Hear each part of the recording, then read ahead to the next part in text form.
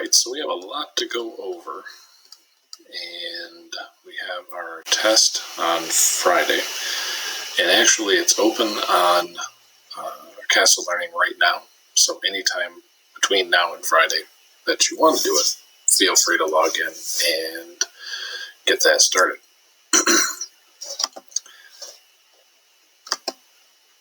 Alright, so let's go over the solar system data chart sheet. You should have done this for homework, and it's pretty straightforward. You see quite a few questions of these on the regions and on my test as well, simply because it's just a matter of using your reference tables. Now, your reference tables are your best friend. This chart, like it says on the top, is on page 15. So let's just quickly run through here. You should have been able to find these answers without too much difficulty, and I'll point them out now as well. So, which planet is larger, Saturn or Neptune? So you come up to the data chart here, and the reality is it's pretty simple to read. If you want to know size, you're going to look for the diameter of the planet. Equatorial diameter is in this column. You have everything in the solar system planet-wise that you're going to need here. The sun is not technically a planet, so if it asks for planet information, don't include the sun. And the moon on the bottom is not a planet either, so don't count that if it's asking for planetary statistics. So we are looking for equatorial diameter, and we just want to know which planet's larger, Saturn or Neptune. So Saturn has an equatorial diameter of 120,536, and Neptune is at 49,528. So pretty clearly Saturn wins this one. So Saturn will be your choice. Which planet has a longer day, Mars or Mercury? So day. Your day is determined by the period of rotation at the equator. So Mercury has a 59-day period of rotation. Mars has a 24-hour and 37-minute, roughly, period of rotation. So that's not terribly close there. Mercury has a much, much longer day. Longer years, Saturn or Mars. So you look up on the chart, and according to Kepler's laws of planetary motion, if you want to know, well, the basic relationship is the further away you are, the longer it takes. So looking at our distances here in the distance from the sun category and how long it takes, you can see as you go out, Mercury, Venus, Earth, and Mars, they keep getting longer and longer and longer. So Saturn or Mars, it's going to be Saturn because Saturn is further away. It takes much, much longer to make a lap. All right, which planet has the shortest day? Again, you're looking at the same spot. So shortest day, you look for the shortest period of rotation. Jupiter wins 9 hours, 50 minutes, 30 seconds, which is funny because Jupiter is the biggest planet, yet it takes the least amount of time to do one spin around. So the velocity at the equator, how fast it's going in miles per hour, is pretty darn big. All right, shortest year. Shortest year is going to be the closest planet to the sun. So you look at period of revolution, and Mercury's year is only 88 Earth days long. So Mercury there. Nearly circular orbit. All right, so all orbits are ellipses, and with an ellipse, the closer the eccentricity is to 0, the more circular it is. The closer it is to 1, the closer to a straight line it is. So we want the most circular orbit, we want the lowest number here. And the lowest number we have is Venus at 007. Neptune's a close second at 009 for eccentricity. If you were looking at them drawn out, they would be indistinguishable basically from a perfect circle. They are very close to round. But because distances are so great in space, a fraction of a percent out around can still be millions of miles when you're talking about these sizes. So Neptune is more nearly circular. It's closer to 0. Planet closest to Earth in size. So you look for equatorial diameter again. Earth is 12,756. And Venus is 12,104. So that's going to be the closest pairing. So Venus. Which planet has a day length closest to the Earth day for number 8? Not the most efficient way to do this, but closest day length, Earth is 23 hours, 56 minutes, and 4 seconds. Mars, 24 hours, 37 minutes. That's as close as you're going to get, slightly more than half an hour longer if you're on Mars. So our rotation rates are pretty similar. So Mars. Which planet revolves most slowly? The furthest one from the Sun. Now, the furthest one we still recognize as a full-on planet and is on our reference tables is Neptune here. Neptune takes 164.8 Earth years to do one lap, one revolution around the Sun. So we do one lap, well, we do 164 laps to its 1. So the year is much, much longer. Which planet rotates most slowly? So we want this longest period of rotation. That would be Venus at 243 right here, rotation. 243 Earth days long. So it takes much longer. Oddly enough, Venus has a year that's 224 Earth days and a rotation rate that's 243. So its day is longer than its year, at least on paper. And which planet experiences a greater change in velocity as it, easy for me to find, okay, change in velocity as it orbits the Sun, Mercury, or Mars. So if all orbits were perfect circles, we'd go around the Sun at exactly the same rate all the time.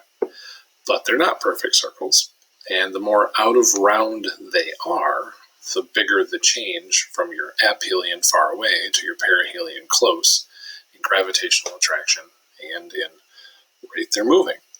So to answer this one, we have to look at which one has a greater eccentricity, Mercury or Mars. So Mars's eccentricity is 0.093. And Mercury is 0.206. It's the most eccentric of the planets. So Mercury is going to have a greater change in velocity because its aphelion compared to its perihelion is going to have the biggest difference. So it's going to have the biggest change in velocity. All right, which planet is about 10 times as far from the Sun as the Earth is? Pretty straightforward one. You look up the distance from the Sun. And Earth is 149.6 million kilometers from the Sun. Multiply that times 10, you're at 1,496. Closest one to that is 1,426 for Saturn. So we'll go with Saturn. So Saturn for number 12. And which planet has a diameter twice that of the Moon? So the Moon's diameter is 3,476.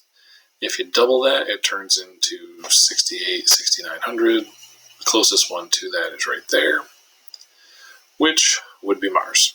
So being able to use this chart is kind of critical. Remember, you have your distance from the Sun, how long it takes to go around with revolution, its rate of rotation on its axis, eccentricity of the orbit, diameter, mass compared to the Earth, and density. This chart will certainly help you on your test when you get there. All right, so next sheet. Okay, you had the 4B review to do, so grab that one. It's in your packet, and we will go through this. So,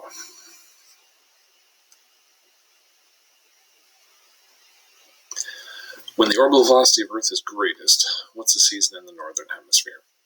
So, you have to know a couple of things. When you're going the fastest in your orbit, i.e. the greatest orbital velocity, that's when you're closest to the sun. You're closest to the sun. This is just something you have to know. There's no chart to look it up on. We are closest to the sun in January in the northern hemisphere, furthest from the sun in July. So our orbital velocity is greatest in the winter time because that's when we are closest to the sun. Seasons are caused by the tilt on the axis, not by our change in distance.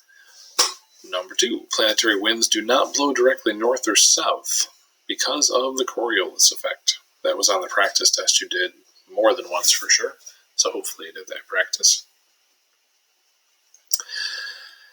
And Coriolis force and both that and the Foucault pendulum are evidence that the Earth is rotating. More modern observations than they had when they were coming up with like the geocentric model. Number 3, as the distance between two objects in the universe increases, the attraction between these two objects will. All right, the pull of gravity depends on 2 things. We don't have to worry about the formula anymore. They've taken that out of our class, so all you have to know is the general relationship. That bigger objects have more gravitational pull. So like the sun being the biggest thing in the solar system makes it have the greatest gravitational pull. And distance apart changes the gravitational pull. Closer objects attract each other more. So as the distance between two objects in the universe increases, their attraction decreases. Number 1. In which direction will a projectile be deflected if it is fired due south? That's all you need to know. It doesn't matter where you fire it from. So if you're firing it due south and you're in the northern hemisphere, so 23.5 north to 10 degrees north is in the northern hemisphere, it's going to start going south and then curve to its right, which you have to put yourself in the position of the projectile. But if you are headed south, your right is going to curve you to the west. In your notes packet, you had the fan-shaped illustration there for what's going on with the Coriolis effect. It always curves to the right in the northern hemisphere from the perspective of the object doing the moving. Number 5, Foucault pendulum provides evidence of the Earth's rotation. Foucault set up the big pendulum, swung it back and forth, and according to the laws of motion, it is going to keep going in a straight line while the Earth spins underneath it. And sure enough, it works. If you're at the North Pole, it appears to change 15 degrees per hour. As you head south toward the equator, the pendulum appears to change fewer and fewer degrees until you're at the equator where it doesn't change at all. Which graph shows the relationship between the time it takes a planet to make one revolution around the sun and the distance of the planet from the sun? Alright, so the further away you are, the longer it takes. One increases, the other increases. So that, by definition, is a direct relationship. So we're looking for a graph that shows when one variable increases, so does the other. And that's going to be number 1. So number 1 shows that direct relationship. Greater distance equals greater time it takes to go around the sun. Number 7, which apparent motion can be explained by the geocentric model. Now the geocentric model is the old school model with the Earth at the center. And according to it, everything in the universe goes around the Earth once a day, basically, to make it happen. So it could explain a lot of things. Couldn't predict them, but it could explain them. However, the modern observations that show that the Earth is rotating, it can't explain. So deflection of the wind, curved path of projectiles, and Foucault's pendulum are all modern observations showing the Earth rotates. So they're out. Daily motion of the sun, they could explain. It said the sun went around the Earth once a day, and that's all it needed to do to explain it. So that's the answer there. Number 8, we're not going to worry about. For number 8, normally, if we were taking the test in class, I could give you a ruler and have you measure things on paper. But given that we have a computer screen, we're just not going to fight with it. So I've not put one of these on the test when you take it. We'll do these in lab. We'll draw some orbits. We'll measure eccentricities, but we're not going to fight that battle on this test. So we'll let that one slide right now. I'm struggling. So evidence that the Earth rotates on its axis. Here we go again. This has been like 3 times on this page. Must be kind of important. Focal, pendulum, and Coriolis effect are those 2 things. So focal, pendulum, number 1 for 9. Which change always occurs as the distance between the Earth and the Sun decreases. So as we get closer to the Sun, what's going to happen?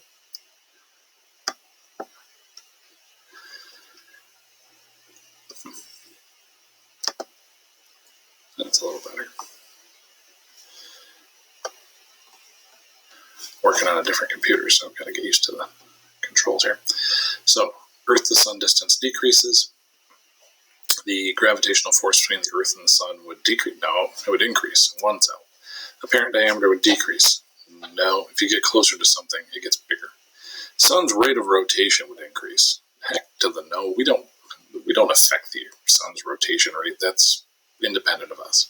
So number 4, it must be the Earth's orbital speed increases. Winner, winner, chicken dinner. Yes, we go faster when we're closer to the Sun because there's a greater gravitational pull. Smaller distance, greater gravitational pull is going to yank us around faster in our orbit.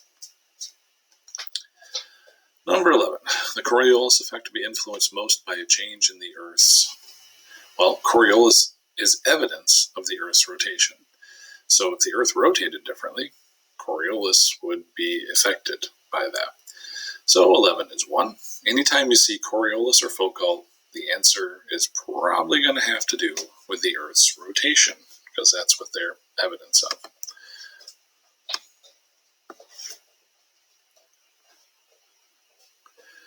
Number 12. The diagram below represents our solar system. Pretty familiar one. You have the sun, the planets, a comet shooting in.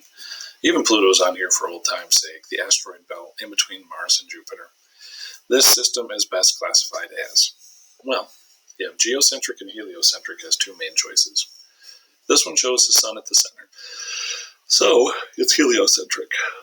And are the orbits circular or elliptical? Well, that is definitely not a circle. So we better go with elliptical orbits. Choice 3 for number 12. 13. Diagram below represents the orbit of a planet around the sun, and at which location is gravitational attraction between the sun and the planet greatest. Gravitational attraction is greatest when we're closest.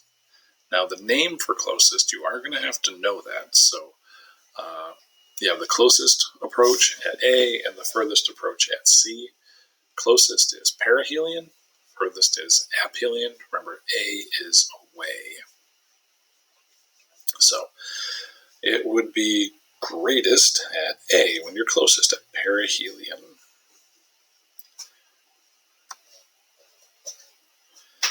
(14) So another orbit. Star A is clearly labeled. You have your 2 focal points that the orbit is drawn around.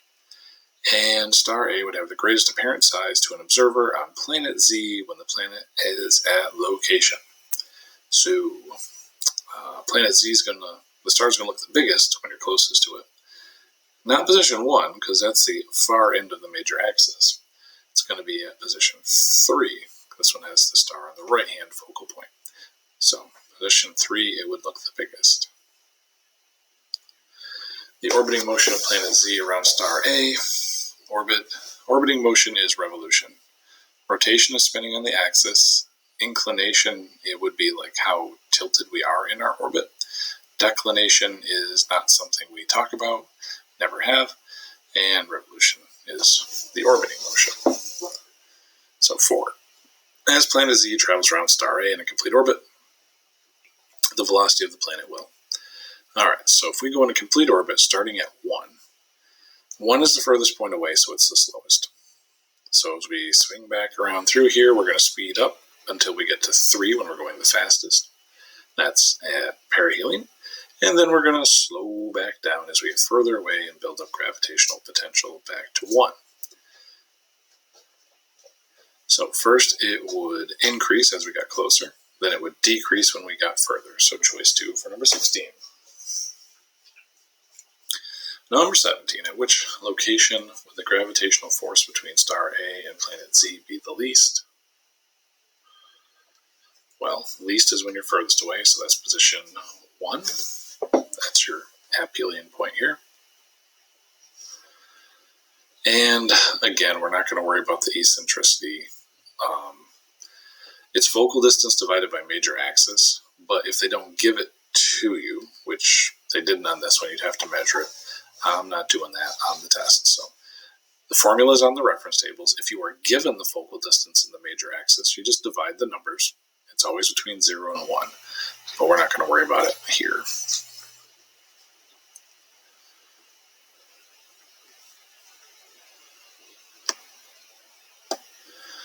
(19) Geocentric model.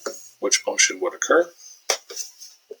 Well, geocentric was Earth-centered, so everything should go around the Earth. Earth would revolve around the Sun? Nope, because the Earth didn't move in the geocentric model. Earth would rotate on its axis? Nope, Earth didn't rotate. Everything else went around us. Moon would go around the Sun? Nope, everything went around the Earth. So I guess we're down to 4. The Sun would revolve around the Earth. That is correct. Everything went around the Earth in the geocentric model.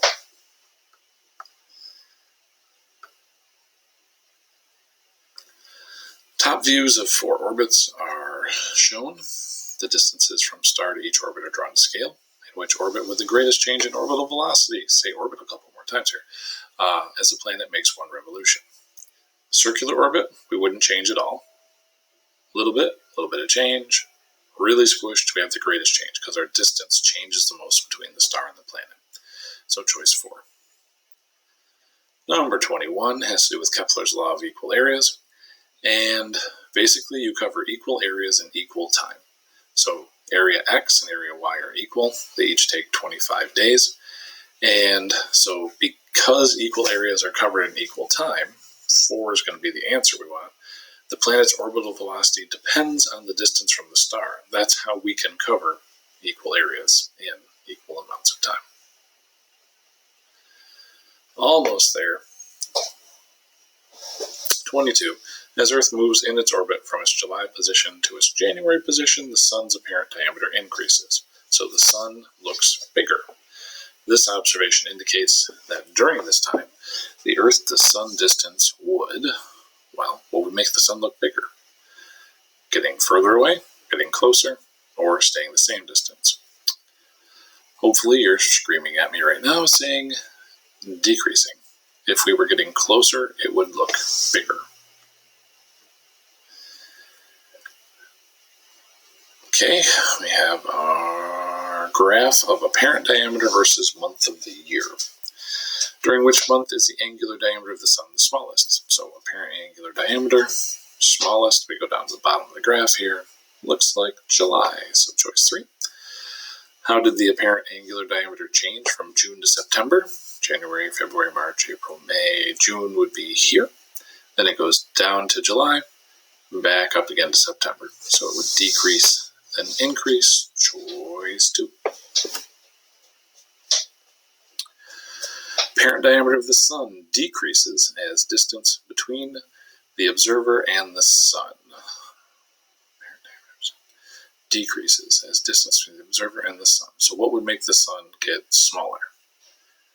Well, if the distance between the observer and the Sun increased, if we got further from the Sun, it would look smaller. If we get closer, it looks bigger.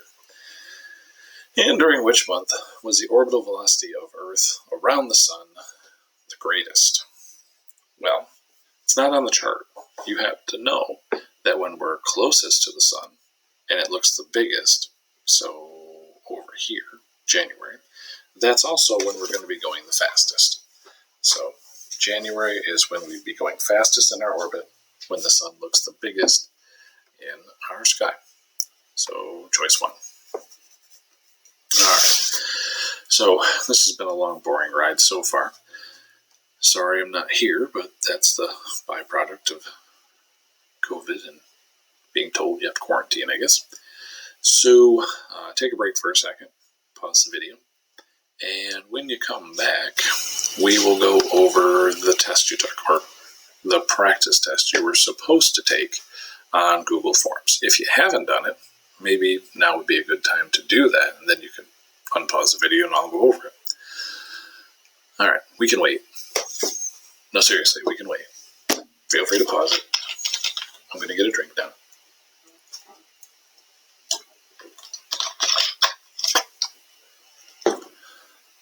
All right, so this is a test I gave last year, actually, when we were doing paper and pencil tests.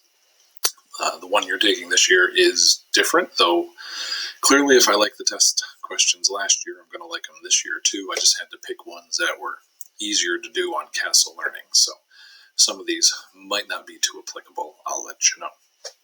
But let's go through it. It's going to take a few minutes, of course. But we have nothing but time. So, topic 4B. This was version 2 because people were cheating, so I had to make multiple versions of the test. And number 1. Distance between the Earth and the Sun increases. The speed of the Earth in its orbit around the Sun will do what? That was on the last one too. Kind of important. You have to know that relationship between speed and distance. When you're close, you go fast because the Sun pulls on you hard. When you're far away as a planet, the Sun's not pulling on you as hard, you go slower.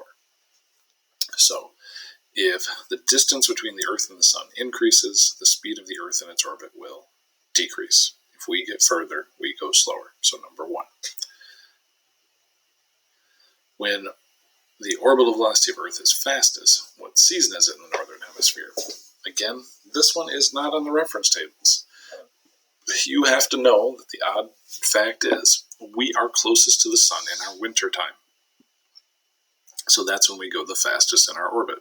January 4th is when we're at perihelion. So choice 4. Referring to the reference tables, determine which of the following planets has the most eccentric orbit. So when it refers you to the reference tables in this topic, it's all on page 15. It's this one. Eccentricity is its own column. Most eccentric, you just look for the biggest number. And Mercury has the biggest number.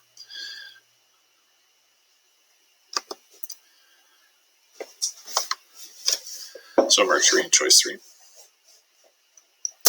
If we move the Foucault pendulum from Miami, Florida to New York City, that's north, the rate of change in its direction of swing will increase. The closer to the poles you get, so you move north in this case, that's going to increase its direction, or its rate of swing. Not its rate of swing. Its change in direction of swing. There we go. Which one, what does not move in the geocentric model? Geocentric is Earth-centered. In that model, the Earth is the only thing that stays still. The whole rest of the universe goes around us. So Earth only. Number 6, in Earth's orbit around the Sun, as Earth moves further from the Sun, the rate of the Earth's rotation. Oh, this question tricks a lot of people. Now, our revolution rate changes because the pull of gravity affects that. But our rotation rate doesn't change at all. Our rotation rate is consistent. So, got to remember, rotation is our day, revolution is our year, and so it remains the same. That one might have tricked some people. I know it did last year. All right, number 7. I said before, I wouldn't have you measure anything because we don't want to hand out rulers and it's hard to measure on the screen. However, this type of question for eccentricity is a possibility. If it's 100 million kilometers from aphelion to perihelion, so from closest to furthest, that's your major axis, and the Sun is 20 million kilometers from the second focus of the orbit, so the distance between the focal points is 20, we want to know the eccentricity. So eccentricity, according to the reference tables right on the first page, is focal distance divided by major axis. So we'd have 20 divided by 100. 20 over 100 is the same as 1/5, which is, in decimal form, 0.2. So that's what you would do. So 20 divided by 100, and you'd get 0.2. Eccentricity is always between 0 and 1, because 0 is a perfect circle and 1 is a straight line. So 5 is automatically out. Any number bigger than 1 is out. And if it's less than 0, it wouldn't work either. Which diagram best represents a portion of the heliocentric model of the solar system? Heliocentric, so sun-centered. And so we took a quiz on that. Sun was at the center. Everything went around the sun except the moon. The moons go around their respective planets. So we want the sun at the center. So that choice is out. Number 1 is out because it has the Earth at the center. Number 2 is out, has the Earth at the center. Number 3 has the sun, the Earth going around it, the moon going around it, which sounds awfully right. Let's look at the other one. Choice 4 has the sun, the moon going around the sun, and the Earth. I don't know what it's doing. Don't choose that. That's a bad choice. So choice 3, sun with Earth going around it, with moon going around the Earth. Number 9, which planet's diameter is approximately 10 times the diameter of the Earth? So again, if you have any questions like this with diameters, with rotation rates, with revolution, look at page 15 in your reference tables. So Earth's diameter is 12,756. And if you want something that's 10 times that, is that what we said? Forgetful. 10 times that, yep. So 10 times it would be... Hi, Lou. 10 times it would be 120,000. So Saturn. And Lupin says hello. Alrighty. Hopefully no one's afraid of dogs. Number 10. Which of the following months is Earth's orbital speed the greatest? We've gone over this several times. It's been on every review sheet we've talked about, so this is kind of important. So, orbital speed the greatest when we're closest. We're closest in January. So, number 1, closest to the sun in January. Furthest from the sun in July, so that would be the least orbital speed. Motions of the planets are not, against the background of the stars, are not alike for a pretty simple reason. The planets don't all move the same. They go at different rates because they're different distances away. There's nothing random about it. There's a reason. So stars moving random, that's out. Planets are not orbited by satellites, and that doesn't matter. Not all the periods of revolution for the planets are not all equal. There we go. Winner. Number 3. They revolve at different rates. Again, that's on the reference tables. The period of rotations are not equal either, but that has zero zilch nada to do with the background of the stars, so that's why it's 3, not 4. Number 12, we have a missile, or a very violent group here. Experimental missiles fired from the Florida coast over the Atlantic Ocean. It's due east over the Atlantic Ocean. During its flight, its path will. Well, if we start going east, so to the right, we're going to curve to the right and end up heading down. So that's going to curve us to the south. Number 1, always curves to the right. You just have to imagine you're the object headed that way, and you curve to your right, whatever that might be. Which model best represents the actual eccentricity of the orbit of Mars? So Mars's eccentricity is 0.093. Remember that 0 is a perfect circle, and whole number 1 is a straight line. So we're talking about not even tenths, we're talking hundredths, 9/100ths for our number here. That's pretty darn round. So looking at our options, number 1, which has the focal points not very far apart, and when you look at it, heck, it looks pretty round. That's going to be what you want. These other ones where the focal points are much further apart, they have a much greater eccentricity, like when I drew it on the board. Alrighty, number 14. The basic error found in both the geocentric and the heliocentric models. So both Ptolemy and Copernicus got this wrong initially. Had to be fixed up by other people later. They both assumed that planetary orbits were circular, and they were both wrong about that. They tried to fix it using epicycles and some other motions, but it never really got better. It wasn't until Kepler came along and said elliptical orbits are the way to go that things got better. So they assumed circular orbits. 14 was 4. 15. Which photograph of star trails was taken from New York State by an observer facing north? So this takes us back a little bit into the last topic, or talking about the sun's path a wee bit. Remember that Polaris is the one object that doesn't move. So if you're looking north, Polaris is going to be about halfway up in the sky if you're in New York State. It's not going to move, but everything else is going to move around it. So you would have number 1 here, where you kind of have a circular path for some stars that don't set, the circumpolar stars closer to Polaris, and other ones will rise and set.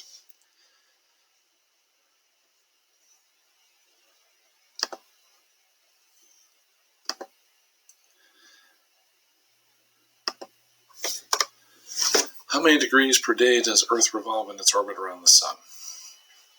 Well, our time around the sun is 365 days approximately. One orbit is 360 degrees, so we go approximately 1 degree per day. Some days a little more, some days a little less, but it's right around 1 degree per day. 15 degrees was what some people like to choose because they remember, we go 15 degrees per hour, but that's our rotation, not our revolution. So make sure you keep those straight.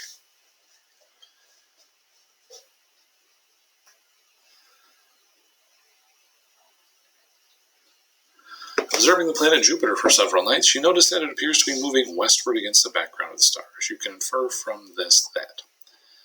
Alright, so normally planets shift eastward compared to the stars. However, every once in a while, if it's a further planet, remember there's that retrograde motion. It's been a while since we talked about that, but retrograde motion happens when we catch up to and pass an outer planet. And for that brief time while we're passing it, you end up with that illusion that it's going backwards. Sort of like when you're on the highway and the big semi-truck is going past you and you get that freak-out moment where it feels like, for some reason, that one of the two of you is going backwards. It's just really weird. And this is similar to that. When we catch up to and pass that outer planet, it looks like it's going backward. Another analogy may be like 2 cars on a racetrack. The inside car passing the outside car. It looks like the outside car is going backwards. Okay, so what would that mean? Jupiter's at perihelion? No. Earth's orbital velocity is greatest? No. Earth is at its closest approach to Jupiter. There we go. That's what we want when we catch up to and pass that outer planet. So choice 3 for 17.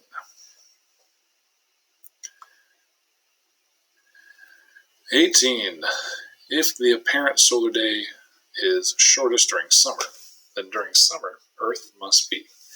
This was a confusing thing. Oddly enough, when we go the fastest in our orbit, that means we have a longer solar day because we have to rotate extra to get the sun lined back up at solar noon. So in the summertime, when we're going slowest in our orbit, that actually means we don't have to rotate extra and our solar day is shorter. So when we go slow, we have a short solar day. So we are at our least orbital velocity. Number 4. 19. Why does the angular diameter of the sun, as seen from Earth, appear to be greater during our winter than during our summer? Again, back to this beating a dead horse thing. We're closer to the sun in the winter. That's why it looks bigger. So Earth is closer to the sun during our winter. Number 1.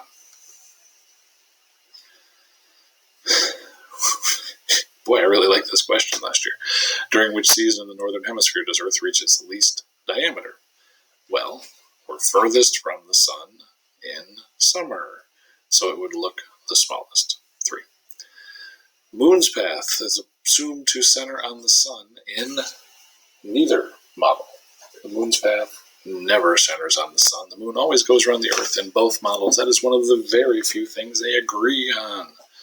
So that was another kind of trick question, I guess, in a manner of thinking. If the distance between the Earth and the sun were increased, so we got further away, which change would occur? Well, we got further from the sun sun would look smaller. It would take longer to go around. There'd be less pull on us. We'd go slower in our orbit. So apparent diameter of the sun would decrease if we got further away. That is 100% true. So it's probably number one. Well, let's read the others. Gravitational attraction would increase. No, it wouldn't, because if you're further away, it's weaker. Time for one Earth rotation would double. Interesting. No, it wouldn't, because rotation is not affected by the sun. And the time for one revolution would decrease. That's a lie. It would increase if we were further away. So, number one. 23. An observer measured the apparent diameter for 2 years. Which graph would show this best? Well, we're closest to the sun in January, so it's going to look the biggest when the year starts. It's going to drop down in July. When the next year starts, we're close again. And then it's going to drop down in July. And then it's going to get big again. So, close to number one. 2 number ones in a row. That doesn't happen very often. So if that's the Earth, which one represents Mercury drawn to the same scale? So,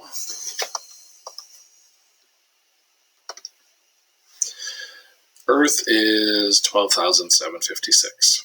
Mercury is a little less than half of that, 4,879 kilometers across. So we want one of these that's a little bit less than half the size of the Earth.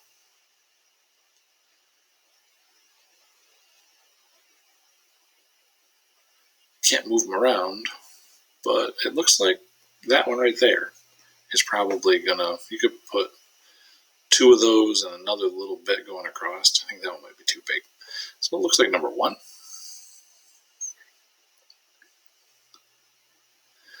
25, which is the best indication that the moon's orbit is elliptical? The fact that it changes shape and it changes how fast it's going. Not shape, diameter, size, that's what I meant. So it changes in diameter, and it changes how fast it moves compared to the stars, but that's not one of the options. So 25 is 2. 26 always curves to the right in the northern hemisphere. That happens because of the Earth's rotation. That's Coriolis force again. So as this planet goes around the star, you can see the arrows going around here. Starting at the position shown, it's going to get further away, so that would be less polar gravity, until you got to the furthest point, and then it would start to increase when it came back. So it would decrease, then increase. Choice 1.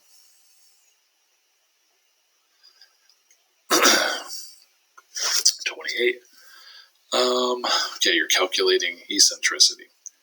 So you would do 4.0 divided by 19.4, and then look up which one of these it was. And so that's like 1/5. It's gonna be Mercury. You do the math, you look it up on the reference tables, and you end up with the right thing. Almost done. So we have a comet. Comets have very eccentric orbits, so they get really close to the sun, and then they zoom way far out. And this is a tricky one. Which observation is true for an observer on Earth's equator at midnight on a clear night for the position shown? Well, midnight would be the middle of the dark side, so looking out into space, away from the sun. In the position shown, if you were at midnight and you wanted to see this comet, you couldn't, because it's almost on the other side of the sun. It's certainly up only during the day. So the comet would not be visible to you. Sorry, you'd be out of luck. So you couldn't see the comet because it's on the wrong side of the planet. 30, compared to the Earth's orbit, the eccentricity of the comet is greater. More squished equals greater eccentricity. This is kind of getting bored here, so we're going fast. 31, what type of model is this? It shows the sun being orbited, so it's heliocentric for 31. Period of time each of the planets takes to orbit the sun depends on how far away it is. Distance from the sun, greater distance equals longer time. Chart on page 15 again shows us that. Kepler told us that. So Mercury is the closest, therefore it takes the least time. Neptune's the furthest, it takes way longer.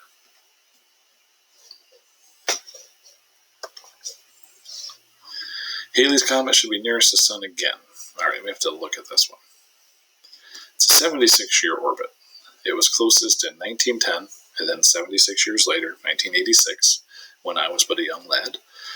And 76 years after that, it'll be back again, when I'm probably dead and you're old too. So 76 years after that puts us at 2062, I think. Yep, 2062. Last one. Which of the graph represents the gravitational attraction between the Sun and Halley's Comet from 1910 to 1986? So 1910, we're closest, so it'd be really strong.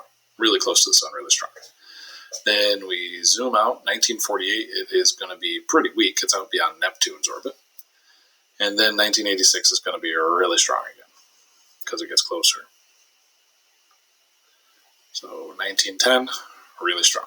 1948, really weak because it's far away. 1986, really strong. So, number 3. All right. So, if you survived all of this, we've gone over all the review, talked about the reference table sheet. You're in pretty darn good shape, I think, to take the test.